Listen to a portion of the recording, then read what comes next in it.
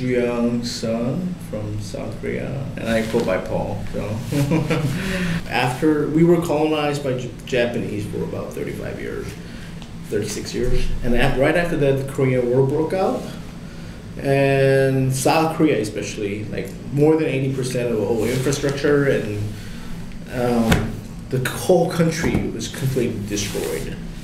So we're like, we had nothing back in 1950s. So the only thing we can rely on, the solution that people came up with, was the education, which is a good thing, right? So people believe that education is the key to a better future, better life.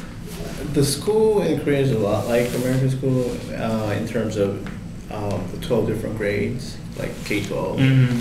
So students, if you go to high school, students spend about like 17, like in my case I spend about like 18 hours a day in school.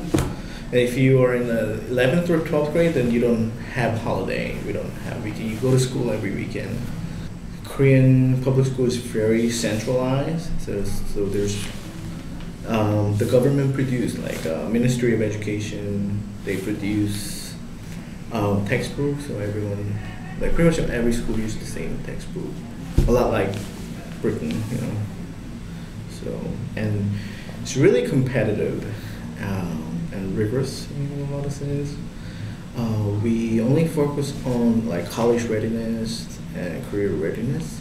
Like, so Korea has, if you look at the academic achievement or if you look at the PISA exam, then Korea is ranked second in science or something and the first in math. Yeah, well, we're doing good, but that's the one aspect of Korean education. Like, we focused on the high achieving students so much, and we leave out all the rest, like, which is a big proportion. Purpose of schooling is just college readiness. There are a lot of challenges that the South Korean school is dealing with, but one thing that I personally believe as a very imminent and very urgent or very serious problem is that schools don't really care about the character development of students, and they're not really helping students with the emotional and mental aspect and mental health, well-being. So Korea, I think, it has, like, in OECD countries, Korea has the highest suicide rate, and that also reflects how, like, teenage suicide rate is the highest, I think, because students are so stressed out. And according to my experience, actually, right before I came in 2011, they were not in my class, but they were in other class. The two students committed suicide after midterms. So that test-based accountability, no, it's not accountability. So test-focused education system is killing students. Like competitions everywhere, right?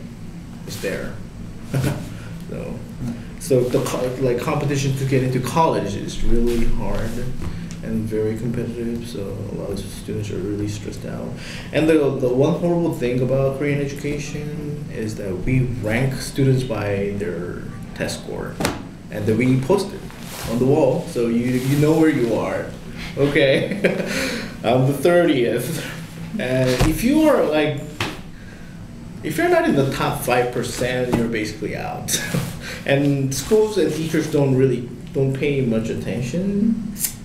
So that's the thing. Teachers had a lot. I mean, I think teachers still have a lot of authority. They have an authority that's very unique and very different from those Americans.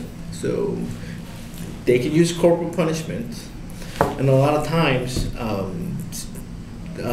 students get beat up because of their low test score, something like that.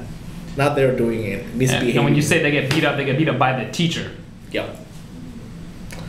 Like using the rod is encouraged, but some teachers literally use violence. They punch, kick the students. That sounds really unimaginable. But that's what I experienced. It has to change. It needs to come from parents. because parents are they're in the very core of the education fever that Korea has.